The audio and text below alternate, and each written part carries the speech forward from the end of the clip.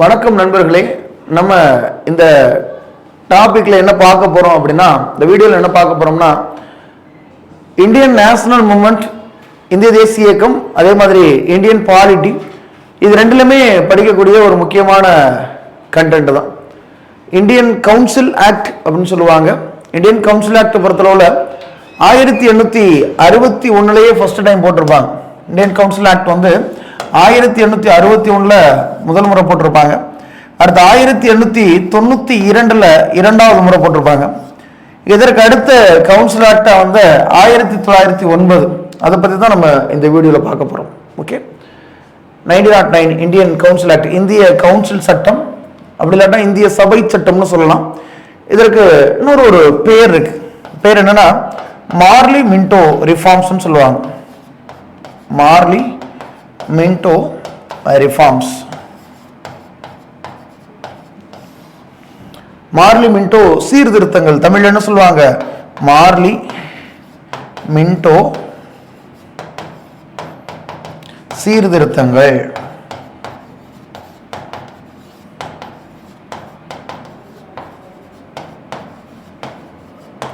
Okay, என்ன காரணத்தினால இந்த மார்லி மின்டோ ரிஃபார்ம்ஸ் சொல்றோம் அப்படின்னா, இந்த இந்திய கவுன்சில் சட்டம் 1909 வர்ற காலகட்டத்தில் மார்லி அவர் என்னவா இருப்பார் அப்படின்னா, செக்ரட்டரி ஆஃப் ஸ்டேட் ஃபார் இந்தியாவா இருப்பார். மார்லி என்னவா இருப்பாரு? Secretary of state for India, இந்திய அரசு செயலாளராக இருப்பார். ஓகே, மின்டோ அவர் வந்து வைஸ்ராயா இருப்பார். மின்டோ அவர் வைஸ்ராய். ஓகே, அதனாலதான் இந்த மார்லி மின்டோ ரிஃபார்ம்ஸ் சொல்லுவாங்க. நிறைய இடங்கள்ல மின்டோ மார்லி ரிஃபார்ம்ஸ் போட்டிருப்பாங்க. பரவாயில்ல, மார்லி மின்டோ ரிஃபார்ம்ஸ் தான் எழுதணும். இவங்க ரெண்டு பேர்ல பவர் யாருக்கு அதிகமா இருக்குன்னா, அந்த மார்லி, அவருக்கு செக்ரட்டரி ஆஃப் ஸ்டேட் ஃபார் இந்தியாவா இருக்காருல, அவருக்கு தான் அதிகாரம், பவர் அதிகமா இருக்கும் அவருக்கு. ஓகேவா, ரைட். இப்போ இதுல இருக்கக்கூடிய ரெகுலேஷன்ஸ் என்னென்ன சொல்றாங்க, என்னென்ன சொல்லியிருக்காங்க, அதான் நம்ம இந்த வீடியோல முக்கியமா பார்க்க போறோம். ஓகேவா, government of India act, Indian council act ரெண்டுக்கும் டிஃபரெண்ட் இருக்கு. கவர்மெண்ட் ஆஃப் இந்தியா ஆக்ட் 1858, 1919, 1935 இந்த 3 வருடங்கள்ல இந்திய அரசு சட்டம் போட்டிருப்பாங்க. இந்திய கவுன்சில் சட்டம் பொறுத்தளவுல 1861, 1892, 1909 இது இந்திய கவுன்சில் சட்டம். ஒரு அட்மினிஸ்ட்ரேட்டிவ் ரிஃபார்ம்ஸ் கொண்டு வரணும், அட்மினிஸ்ட்ரேட்டிவ் ரிஃபார்ம்ஸ் கொண்டு வரணும், ரொம்ப முக்கியமான ஒரு டிஃபரன்ஸ். அட்மினிஸ்ட்ரேட்டிவ் ரிஃபார்ம்ஸ்,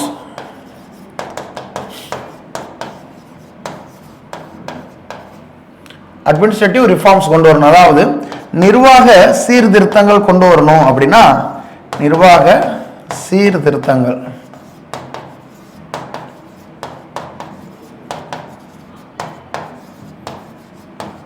கொண்டு வரணும். அப்படின்னா அந்த நேரத்தில் தான் கவர்மெண்ட் ஆஃப் இந்தியா ஆக்ட் போடுவாங்க, இந்திய அரசு சட்டம் போடுவாங்க. லெஜிஸ்லேட்டிவ் ரிஃபார்ம்ஸ்,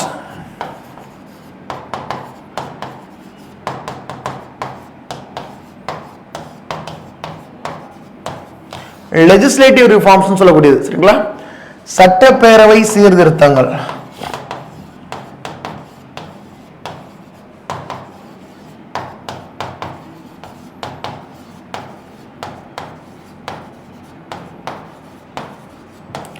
சட்டப்பேரவை சீர்திருத்தங்கள் கொண்டு வர்றதுக்கு இந்தியன் கவுன்சில் ஆக்ட் போடுவாங்க. ஓகே, இதை ஃபர்ஸ்ட் பேசிக்கா தெரிஞ்சுக்கணும். இப்போ இந்த இந்தியன் கவுன்சில் ஆக்ட்ல என்னென்ன ரிஃபார்ம்ஸ் பண்ணியிருக்காங்க, என்னென்ன கொண்டு வந்திருக்காங்க அப்படின்னா, இதற்கு முன்னாடி சரிங்களா 1909க்கு முன்னாடி 1905 பார்ட்டிஷன் ஆஃப் பெங்கால், அதெல்லாம் படிச்சுக்கணும். ஒரு இது படிக்க போனா அதுக்கு முன்னாடி என்ன நடந்தது அப்படின்னு சொல்லி தெரிஞ்சுக்கணும். பார்ட்டிஷன் ஆஃப் பெங்கால் சொல்லக்கூடியது வந்திருக்கும். அடுத்து 1906 ஆல் இண்டியா முஸ்லீம் லீக் அப்படின்னு சொல்லக்கூடியதை உருவாக்கி இருப்பார். ஓகே, இதற்கு அடுத்துதான் 1909 இந்தியன் கவுன்சில் ஆக்ட் அப்படி கொண்டு வந்திருப்பாங்க. இப்போ வங்க பிரிவினை, தமிழ்ல இத வங்க பிரிவினைன்னு சொல்லுவாங்க. ஜூலை மாதம் 19ஆம் தேதி அனௌன்ஸ் பண்ணுவாங்க. அக்டோபர் மாதம் 16ஆம் தேதி நடைமுறைக்கு வரும். 1906 ஆல் இண்டியா முஸ்லீம் லீக்னு சொல்லக்கூடிய கொண்டு வருவாங்க. சரிங்களா, சிம்லா டெபுடேஷன் அப்படின்னு சொல்லக்கூடியது வரும். அதாவது சிம்லாவுக்கு ஆகா கான் தலைமையில போய் முஸ்லீம் அவர்களுக்கு எல்லாருக்குமே முஸ்லீம் எங்களுக்கு வந்து செப்பரேட் எலக்டோரேட் வேணும்னு கேட்டிருப்பாங்க. செப்பரேட் எலக்டோரேட்னா வேற, செப்பரேட் ரிசர்வேஷன்னா வேற. செப்பரேட் எலக்டோரேட்னா தனி வாக்காளர் தொகுதின்னு சொல்லுவாங்க. செப்பரேட் ரிசர்வேஷன் அப்படின்னா தனி இடஒதுக்கீடுன்னு சொல்லுவாங்க. சரிங்களா? அந்த செப்பரேட் எலக்டோரேட்டுக்கும் செப்பரேட் ரிசர்வேஷனுக்கும் என்ன வித்தியாசம் இருக்கு அதை தனியா ஒரு வீடியோல பார்க்கலாம். ஓகே, இப்ப இந்த கோரிக்கைகள் எல்லாமே ஏத்துக்கிட்டு, சரிங்களா, இது இல்லாம கோபாலகிருஷ்ண கோகலே இருக்காருல்ல அவரு, அதே மாதிரி தாதாபாய் நௌரோஜி, நிறைய பேர் இந்தியாவில காங்கிரஸ் கட்சியில் இருக்கக்கூடிய மிதவாத தலைவர்கள் பிரிட்டிஷ்ட கோரிக்கை வைப்பாங்க. சரிங்களா? இந்த கோரிக்கை எல்லாத்தையும் ஏத்துக்கிட்டு வெளியிடுறது மாதிரி தான் அந்த இந்தியன் கவுன்சில் ஆக்ட் 1909ல சொல்லுவாங்க.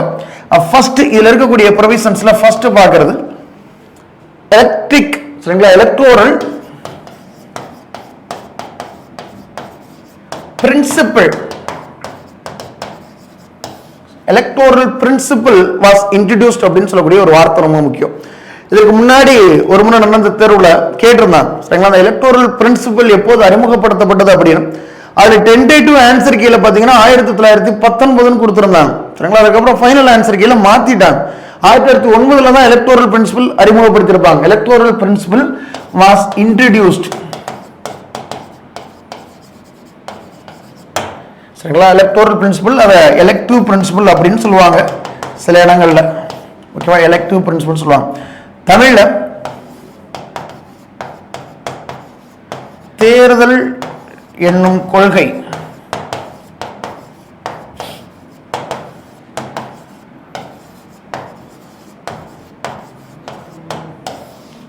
தேர்தல் என்னும் கொள்கை அறிமுகப்படுத்தியிருப்பாங்க 1909. அந்த 1909 அந்த தேர்தல் என்னும் கொள்கை அறிமுகப்படுத்தினாலுமே இந்த எலெக்ஷன் என்ன மெத்தடாலஜில இருக்கும் அப்படின்னா இன்டைரக்ட் எலெக்ஷன் தான். சரியா, இன்டைரக்ட் எலெக்ஷன் தான்.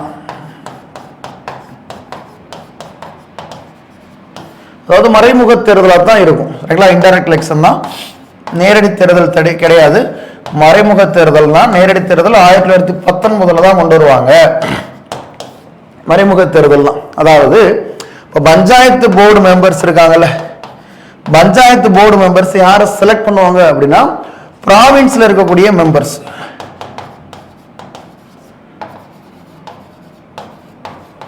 மக்கள். ஓகே, இந்த ப்ராவின்சியல் மெம்பர்ஸ் தான் சென்ட்ரல் லெஜிஸ்லேட்டிவ் மெம்பர்ஸ் செலக்ட் பண்ணுவாங்க.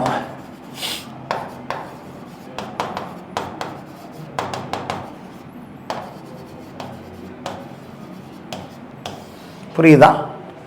பஞ்சாயத்து போர்டு மெம்பர்ஸ் ப்ராவின்சியல் மெம்பர்ஸை செலக்ட் பண்ணுவாங்க. இந்த ப்ராவின்சியல் மெம்பர்ஸ் தான் சென்ட்ரல் லெஜிஸ்லேட்டிவ் மெம்பர்ஸ் இருக்காங்கல்ல, மத்திய சட்டப்பேரவையில் இருக்கக்கூடிய உறுப்பினர்களை தேர்ந்தெடுப்பாங்க. அப்ப மக்கள் நேரடியாக தேர்ந்தெடுத்தால் மட்டுமே நேரடி தேர்தல் சொல்லுவோம். இந்த மாதிரி எலெக்ட் பண்றதுக்கு பேர் என்னன்னா மறைமுக தேர்தல் சொல்லுவாங்க. அப்ப எலெக்டிவ் பிரின்சிபல் அப்படின்னு சொல்லி இன்ட்ரோடியூஸ் பண்றாங்க. அந்த எலெக்ஷன் இன்டைரக்ட் எலெக்ஷனா இருக்கு. சரிங்களா, இந்த 2 பாயிண்ட் ஃபர்ஸ்ட் ரொம்ப முக்கியம். அடுத்து மூன்றாவது separate electorate for Muslims was introduced.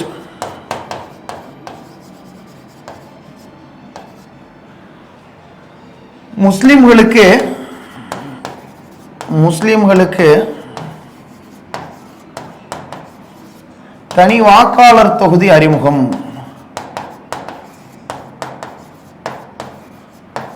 தனி வாக்காளர் தொகுதி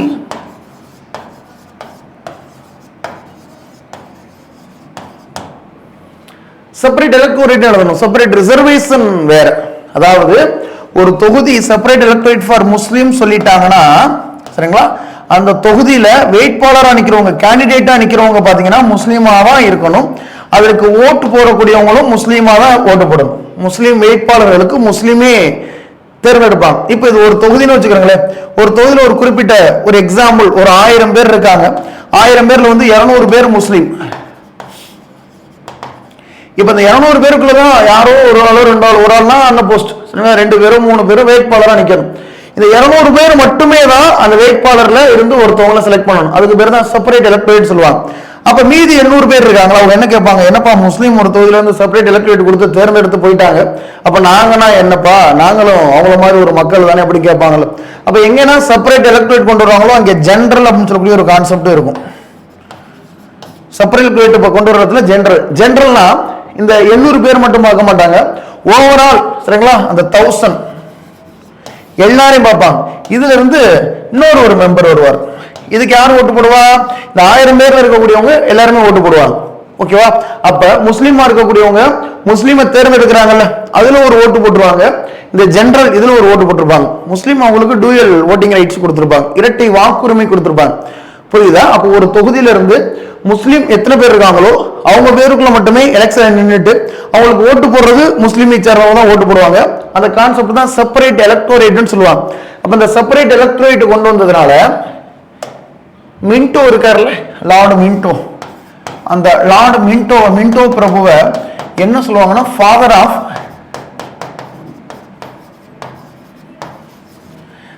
கம்யூனல்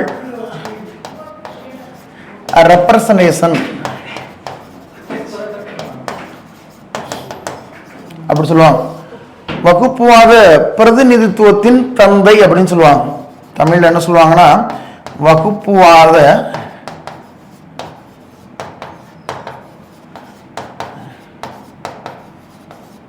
பிரதிநிதித்துவத்தின்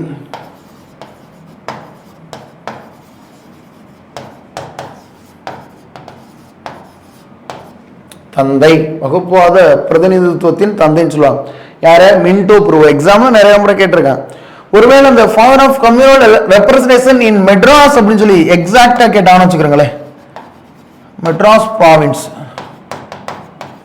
மதராஸ் மாகாணத்துக்கு சரிங்களா, மதராஸ் மாகாணம், மதராஸ் மாகாணத்துக்கு வகுப்புவாத பிரதிநிதித்துவத்தின் தந்தை யார் அப்படின்னு சொல்லி கேட்டாங்கன்னா அது முத்தையா முதலியார்.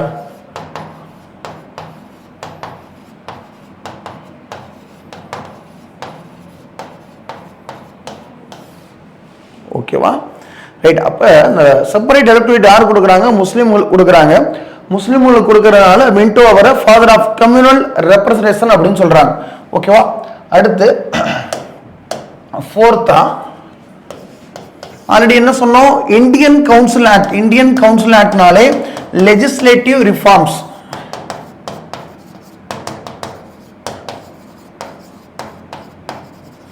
சட்டமன்ற சீர்திருத்தங்கள் இருக்கும் அப்படின்னு சொல்லியிருந்தோம்.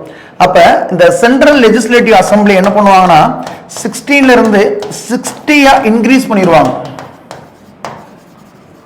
சரிங்களா? மத்திய சட்டப்பேரவை உறுப்பினர்கள் எண்ணிக்கை 16லிருந்து 60 உயர்த்தப்பட்டது அப்படின்னு சொல்லுவாங்க. பிராவின்ஸ்ல அந்த பிராவின்ஸுக்கு தகுந்தாப்புல ஒரு பிராவின்ஸ்லயும் ஒரு மெம்பர் இருப்பாங்க. சரிங்களா? ஒரு பிராவின்ஸ்லயும் கூட குறைய மெம்பர்ஸ்லாம் இருப்பாங்க.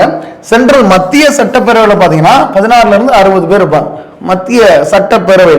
சரிங்களா? இதுலயும் பாத்தீங்கன்னா மெஜாரிட்டி எதை அவங்க கொண்டு வருவாங்க அப்படின்னா அஃபீஷியல் மெஜாரிட்டி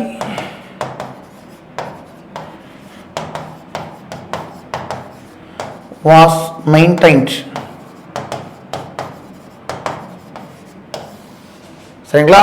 அலுவலக உறுப்பினர்கள் சொல்லி எடுப்பாங்கல்ல, அஃபீஷியல் மெம்பர்ஸ் சொல்லுவாங்கல்ல, அஃபீஷியல் மெம்பர் நான் அஃபீஷியல் மெம்பர்னு சொல்லி ரெண்டு வகையா எடுப்பாங்க.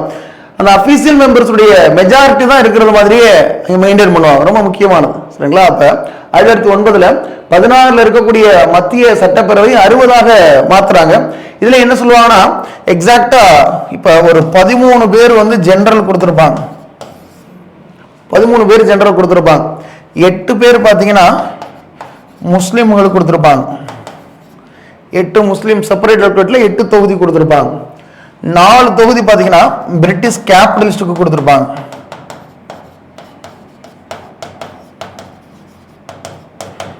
பிரிட்டிஷ் கேபிட்டலிஸ்ட் முதலாளிகள் அப்படின்னு சொல்லுவாங்கல்ல, பிரிட்டிஷ் முதலாளிகள் 4 பேர் கொடுத்திருப்பாங்க. 2 பேர் பாத்தீங்கன்னா லேண்ட்லார்ட்ஸ், நிலப்பிரபுக்கள், தமிழ்ல நிலச்சுவான்தார்கள் அப்படின்னு சொல்லக்கூடியவங்க. 18, 8, 4, 2. சரிங்களா? இப்ப 18, 13, 17, 19, 27 பேர் இதுல வந்துருவாங்களா? 27 பேர் வந்துருவாங்களா? பிளஸ் 5 பேர் நாமினேட் பண்ணுவாங்க. 32 பேர் வந்துருவாங்களா? சரிங்களா? மொத்தம் 32 பேர் இதுல இருப்பாங்க. 32 பேர் இதுல இருப்பாங்க. அதுல 27 பேர் வந்து எப்படி வருவாங்கன்னா 13 பேர் ஜெனரலா இருப்பாங்க. 8 பேர் பாத்தீங்கன்னா முஸ்லிம்ஸ் செப்பரேட் எலக்டோரேட்ல வரக்கூடியது. பிரிட்டிஷ் கேபிட்டலிஸ்ட்ல ஒரு 4 பேர் வருவாங்க. லேண்ட்லார்ட்ஸ்ல பாத்தீங்கன்னா ஒரு 2 பேர் நிலச்சுவான்தார்கள் சொல்லக்கூடியது. அப்ப இதெல்லாம் சேர்த்தா 27 வருதா, பிளஸ் 5, அந்த 5 பேர் நாமினேட்டர்ல வருவாங்க. அந்த 5 பேர் என்ன, நாமினேட்டர்ல வருவாங்க, மறந்துடாதீங்க. இது இந்த இதுல இருக்கக்கூடிய அந்த ரிசர்வேஷன் கேட்டகரியில வருவாங்க. அடுத்து இதுல வேற என்ன தெரிஞ்சுக்கிறோம் அப்படின்னா, sixth point, Viceroy executive council இருக்குல்ல,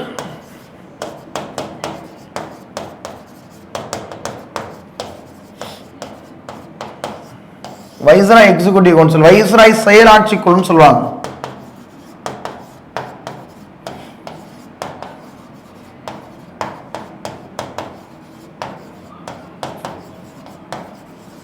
வைஸ்ராய் செயலாட்சி குழுவில் ஃபர்ஸ்ட் இந்தியன் ஒருத்தரை அப்பாயின்ட் பண்ணுவாங்க. First Indian was appointed as a law member.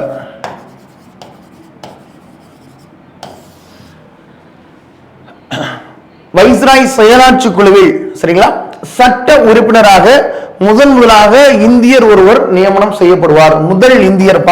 முதலாக வைஸ்ராய் செயலாட்சி குழுவில் சரிங்களா, வைஸ்ராய் செயலாட்சி குழுல என்னவா சட்ட உறுப்பினரா சேர்க்கப்படுவார், சட்ட உறுப்பினராக நியமனம் பண்றாங்க. அது யாரு அப்படின்னா எஸ்பி சின்ஹா.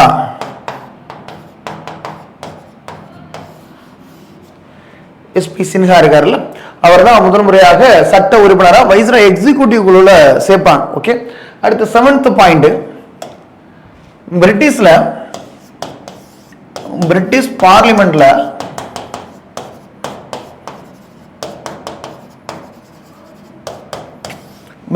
பார்லிமெண்ட்ல இந்தியன் கவுன்சில் அப்படின்னு ஒண்ணு இருக்கா. இந்தியன் கவுன்சில் மொத்தம் அந்த இந்தியன் கவுன்சில் 15 பேர் இருப்பாங்க. இந்தியன் கவுன்சில் மொத்தம் 15 பேர் இருப்பாங்க. சரியா, இந்த 15 பேர் இந்தியன் கவுன்சில் எப்போது உருவாக்கி இருப்பாங்க, கவர்மெண்ட் ஆஃப் இந்தியா 1858 உருவாக்கி இருப்பாங்க, 1858 உருவாக்கி இருப்பாங்க இந்தியன் கவுன்சில். இந்த இந்தியன் கவுன்சிலுக்கு ஹெட் யாரு, headed by secretary of state. சரிங்களா, secretary of state for India, இந்தியாவிற்கான அரசு செயலர் இருக்காருல்ல, இந்தியாவிற்கான அரசு செயலர் அவர் தான் இந்த இந்தியன் கவுன்சிலுக்கு தலைமை.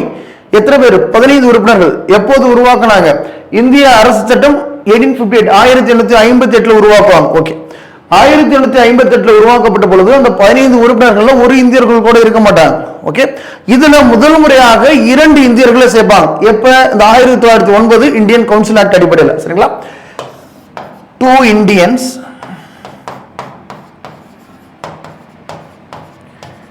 were nominated in Indian Council. இந்திய கவுன்சிலில் 2 இந்தியர்கள் சரிங்களா, 2 இந்தியர்களை நியமனம் பண்ணுவாங்க. அந்த 2 இந்தியர்கள் எப்படி ரெப்ரசன்ட் பண்ணுவாங்க, ஒருத்தர் ஹிந்து, இன்னொருத்தர் முஸ்லிம். சரிங்களா, ஒருத்தர் பேர் கிருஷ்ணா ஜி குப்தா,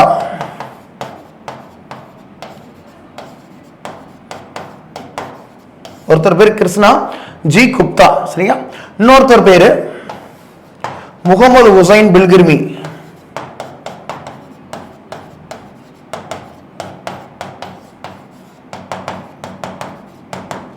முகமது ஹுசைன் பில்கிர்மி. இப்ப 2 நபர்களை என்ன பண்றாங்க, நாமினேட் பண்றாங்க. இங்க பிரிட்டிஷ் பார்லிமெண்ட்ல இருக்கக்கூடிய இந்தியன் கவுன்சில். இந்த இந்தியன் கவுன்சில் எப்போது அபாலிஷ் பண்ணுவாங்க,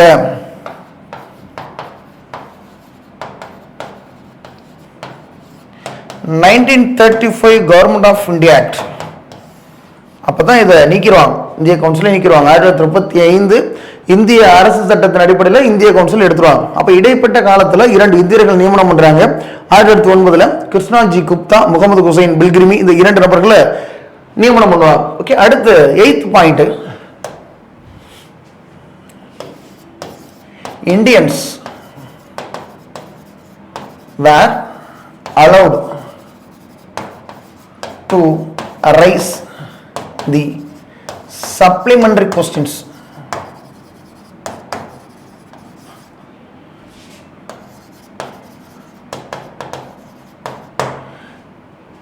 துணை கேள்விகள் கேட்பதற்கு இந்தியர்களுக்கு அனுமதி உண்டு. சரிங்களா, துணை கேள்விகள், துணை கேள்விகள் மீட்டிங்ல விவாதத்தில் கேட்குறாங்களா, துணை கேள்விகள் கேட்பதற்கு யாருக்கு? இந்தியர்களுக்கு அனுமதி. இந்தியர்களுக்கு அனுமதி. துணை கேள்விகள், அதாவது பிரிட்டிஷ் கவர்மெண்ட் நீங்க கேட்குறீங்க, அஃபீஷியல் மெம்பர்ட்ட பார்த்து கேட்குறீங்க, இந்த மாதிரி ஏதோ ஒரு சம்பந்தமா ஒரு கேள்வி கேட்குறீங்கன்னா கேள்வி கேட்கறதுக்கு உரிமை கொடுத்துருப்பாங்க. எப்ப? 1892 இந்தியன் கவுன்சில் ஆக்ட்ல உரிமை கொடுத்துருப்பாங்க. ஆனா அதுல சப்ளிமெண்டரி கொஸ்டின்ஸ், துணை கேள்விகள் கேட்பதற்கு உரிமை கொடுத்துருக்க மாட்டாங்க. சப்ளிமெண்டரி கொஸ்டின்ஸ் கேட்கறதுக்கு அதுல வந்து ரைட்ஸ் கொடுத்துருப்பாங்க. ரைட்ஸ் கொடுத்துருக்க மாட்டாங்க. Not right, no right. சரிங்களா? ரைட் கொடுத்துருக்க மாட்டாங்க. துணை கேள்விகள் கேட்க முடியாது. எப்ப? 1892. இப்ப 1909 சரிங்களா, 1909 இந்தியன் கவுன்சில் ஆக்ட்ல துணை கேள்விகள் கேட்பதற்கு இந்தியர்களுக்கு அனுமதி கொடுத்திருப்பாங்க. அடுத்து 9வது point, Indians were allowed to vote in the budget. Budget இருக்குல்ல, பட்ஜெட்ல வாக்களிக்கிறதுக்கு உரிமை கொடுத்திருப்பாங்க. இதற்கு முன்னாடி பாருங்க, பட்ஜெட் பத்தி டிஸ்கஸ் பண்ண ரைட்ஸ் கொடுத்திருப்பாங்க. எப்ப? 1992. ஆனா ஓட்டிங் ரைட்ஸ் கொடுத்திருக்க மாட்டாங்க. இப்ப ஓட்டிங் ரைட்ஸ் கொடுத்திருப்பாங்க இந்தியர்களுக்கு.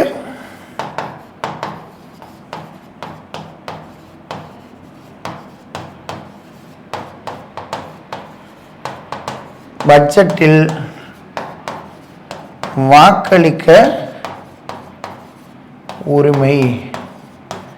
இதுல முழு பட்ஜெட்டுக்குமே உரிமை கொடுத்துருக்க மாட்டாங்கப்பா. சரிங்களா? அதாவது only vote on separate budget. Budget தனித்தனியா சமர்ப்பிப்பாங்க. எப்படி? இந்த விவசாயத்துறைக்கு தனியா, அதே மாதிரி வந்து நிதித்துறைக்கு தனியா, இது வேற போக்குவரத்து துறைக்கு தனியா, இந்த மாதிரி தனித்தனி ரயில்வே துறைக்கு தனியா கொண்டு வந்தாங்கல்ல, அந்த மாதிரி தனித்தனி பட்ஜெட்டை தான் அப்போது சப்மிட் பண்ணுவாங்க. அப்ப எல்லா பட்ஜெட்டுக்கும் ஓட்டிங் ரைட்ஸ் கொடுத்துருப்பாங்கன்னா கிடையாது. நல்லா ஞாபகம் வச்சுக்கணும். 1909 இந்தியர்களுக்கு பட்ஜெட்ல வாக்களிக்க உரிமை கொடுத்திருப்பாங்க. ஓகே. ஆனா அனைத்து பட்ஜெட்டுக்குமே வாக்களிக்க உரிமை கொடுத்திருக்க மாட்டாங்க. செப்பரேட்டா பட்ஜெட் அவங்க தாக்கல் பண்ணுவாங்க. அதுல சில பட்ஜெட்டுக்கு வாக்களிக்கிறதுக்கு உரிமை கொடுத்திருப்பாங்க. துணை கேள்விகள் கேட்பதற்கு உரிமை கொடுத்திருப்பாங்க.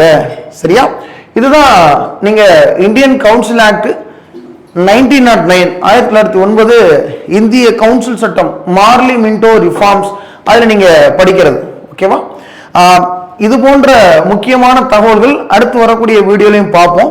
உங்களுக்கு வேற என்ன மாதிரியான டாபிக்ல உங்களுக்கு கொஸ்டின்ஸ் கொண்டு வரணும், வேற என்ன மாதிரியான டாபிக் உங்களுக்கு கிளாஸஸா கொண்டு வரணும், அதை கமெண்ட் பாக்ஸ்ல மறக்காம கமெண்ட் பண்ணுங்க.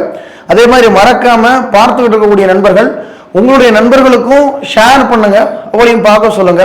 வேற ஏதோ ஒரு டாபிக் தேவைப்படுது அப்படின்னா கமெண்ட் பாக்ஸ்ல சொல்லுங்க. அடுத்து வரக்கூடிய நாட்கள்ல அந்த டாபிக் எடுத்துட்டு வந்துடுறேன். நன்றி, வணக்கம், வாழ்க வளமுடன். நன்றி.